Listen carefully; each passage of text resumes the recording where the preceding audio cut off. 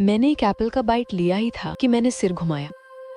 दरवाजे के बाहर अचानक दो आर्म्ड आदमी खड़े थे। उनकी नजरें मुझ पर टिकी हुई थी। डर एक साथ मुझ पर टूट पड़ा। मैं जल्दी से अपने बॉयफ्रेंड को कॉल करने भागी, लेकिन उसने खुद दरवाजा खोला और उन दोनों को अंदर आने दिया। वे उसके दोस्त थे जिन्हें उसने हंटिंग ट्रिप के लिए बुलाया था। जैसे ही वे अंदर आए, उनकी नजरें मुझ पर ही रही। मेरे बॉयफ्रेंड ने ये देखा, लेकिन ऐसे दिखाया जैसे कुछ गलत नहीं था। उस रात उसने मुझसे उनके लिए डांस करने को भी कहा। दाढ़ी वाले आदमी की नजर बेकाबू हो गई और मुझे अब एहसास नहीं था कि खतरा करीब आ चुका था।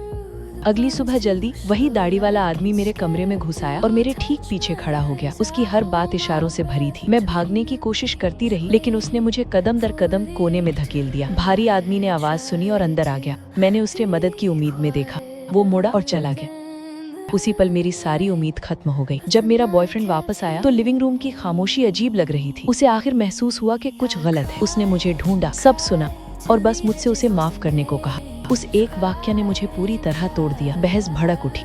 अगले ही पल उसने मुझे मारा और मैं जमीन पर गिर गई। मैं उठी और बाहर भागी। काउच पर देखे दोनों आदमी मेरे पीछे दौड़े। बहुत जल्दी मुझे क्लिफ के किनारे तक धकेल दिया गया। मेरा बॉयफ्रेंड नर्म आवाज में बोला कि वो मुझे तुरंत घर भेज देगा। मैं जड़ होकर खड़ी थी कि अचानक उसने हाथ बढ़ाकर मुझे नीचे धक्का दे दिया। टहनियों ने मेरे शरीर को थाम लिया। उन्हें लगा मैं मर चुकी हूँ और वे चले गए। कुछ देर बाद मैंने आंखें खोली।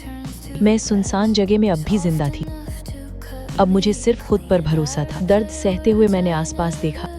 मुझे पास ही कुछ दिखा। मैंने हाथ बढ़ाया और मुश्किल से एक पेयर ऑफ ईयरफोन्स तक पहुंची। उनकी मदद से मैंने एक लाइटर अपनी ओर खींचा, पेड़ के नीचे सूखी टहनियां जमा की और उन्हें जला दिया। आग धीरे धीरे तेज होने लगी।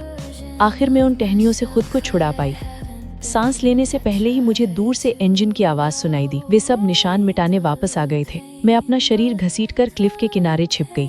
उन्होंने नीचे देखा, लेकिन मुझे नहीं देखा। वहाँ सिर्फ जली हुई टहनियां बची थी। ये देखकर वे घबरा गए। तीनों अलग अलग होकर मुझे ढूंढने लगे। मेरे छोड़े हुए निशानों का पीछा करते हुए वे नदी तक पहुँचे, जहाँ सब गायब हो गया। उन्होंने अलग अलग खोज जारी रखने का फैसला किया। तभी मैंने नदी के पास उस भारी आदमी को देखा। उसकी पीठ मेरी तरफ थी। उसके पास एक हंटिंग राइफल पड़ी थी। मैंने बिना हिचकिचाए चुपचाप आगे बढ़ना शुरू किया। जब उसने मुझे देखा तब तक मैं निशाना लगा चुकी थी। मैंने ट्रिगर दबाया, कुछ नहीं हुआ। राइफल तैयार नहीं थी। वो मुझ पर झपटा और मुझे पानी में धकेल दिया। संघर्ष के दौरान मैंने उसकी कमर से नाइफ निकाल लिया। मैं सही मौके का इंतजार करती रही और खतरे को खत्म कर दिया। उसका बैकपैक और राइफल लेकर मैं पास ही एक केव में छिप गई। मुझे अपनी ताकत वापस चाहिए थी, क्योंकि मेरी रिवेंज अभी बस शुरू हुई थी।